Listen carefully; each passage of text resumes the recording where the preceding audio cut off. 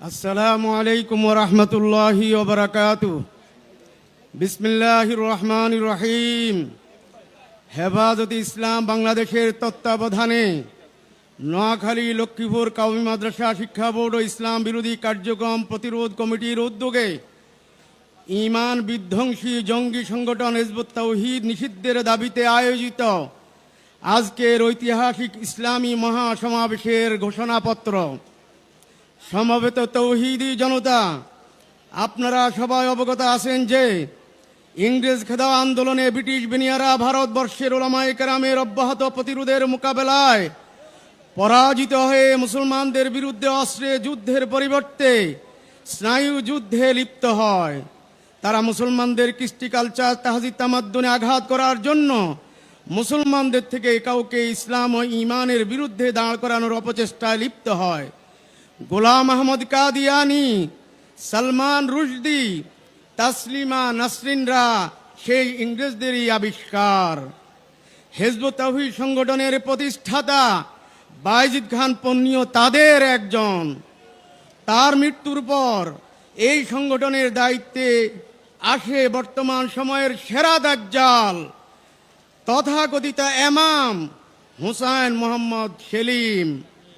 এই দাজ্জাল কোরআন ও হাদিসের মনগড়া ব্যাখ্যা করার মাধ্যমে প্রকৃত মুসলমানদেরকে কাফের ঘোষণা করছে এবং বরাবরই কোরআন ও হাদিসের অপব্যাখ্যা করে বেড়াচ্ছে, যার কারণে এদেশের হক্কানি উলামায়ে কেরাম ও তৌহিদি জনতার চেতনা ক্ষতবিক্ষত হচ্ছে, দীর্ঘদিনের সম্প্রীতি বিনষ্ট হচ্ছে, দেশের স্থিতিশীলতা বিঘ্নিত হচ্ছে, সর্বস্তরের আপামর জনতা বিক্ষুব্ধ হচ্ছে। এমত অবস্থায় আজকের মহাসমাবেশ মনে করে হিজবুত তাওহীদ কাফের, এ দলের অনুসারীরাও কাফের। তারা দেশের স্বাধীনতা সার্বভৌমত্বের জন্য হুমকি, তাদের সকল কার্যক্রম নিষিদ্ধ করা সময়ের দাবি। তাই আজকের সমাবেশ সরকারের কাছে দাবি জানাচ্ছে, এক, হিজবুত তাওহীদের সকল কার্যক্রম নিষিদ্ধ করতে হবে, তাদের প্রণীত সকল বই পুস্তক ও পত্রিকা বাজেয়াপ্ত করতে হবে। দুই, তাদের পরিচালিত ওয়েবসাইট ও সোশ্যাল মিডিয়াগুলো বন্ধ করতে হবে।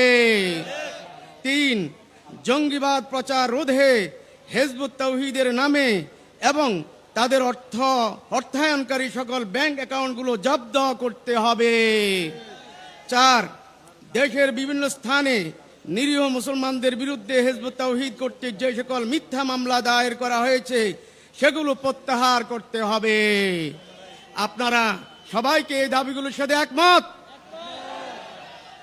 আজকের মহাসমাবেশ থেকে নিম্নোক্ত কর্মসূচি ঘোষণা করা হলো। এক, দেশব্যাপী এবং পাড়ায় মহল্লায় প্রতিরোধ কমিটি গড়ে তোলা। দেশব্যাপী এবং পাড়ায় মহল্লায় প্রতিরোধ কমিটি গড়ে তোলা। দুই, জেলা উপজেলার ডিসি ও ইউনো বরাবর স্মারকলিপি পেশ করা।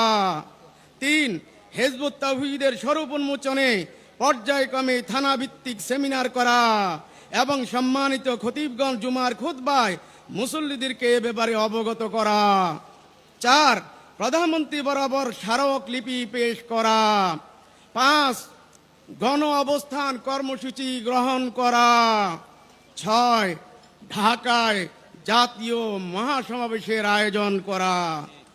উপরোক্ত শান্তিপূর্ণ কর্মসূচিগুলো বাস্তবায়ন করার পরও যদি সরকার বাহাদুর হিজবুত তাওহীদকে নিষিদ্ধ না করে, তাহলে পরবর্তীতে দেশের শীর্ষস্থানীয় উলামায়ে কেরাম আপামর তাওহীদি জনতাকে সাথে নিয়ে কঠোর কর্মসূচি ঘোষণা করতে বাধ্য হবে। আপনারা আজকের এই সমাবেশে উপস্থিতিকেই এই ঘোষণাপত্রের সাথে একমত? যারা যারা একমত হাত তুলে দেখান। আল্লাহ সবাইকে কবুল করুক, উত্তম প্রতিদান দান করুক।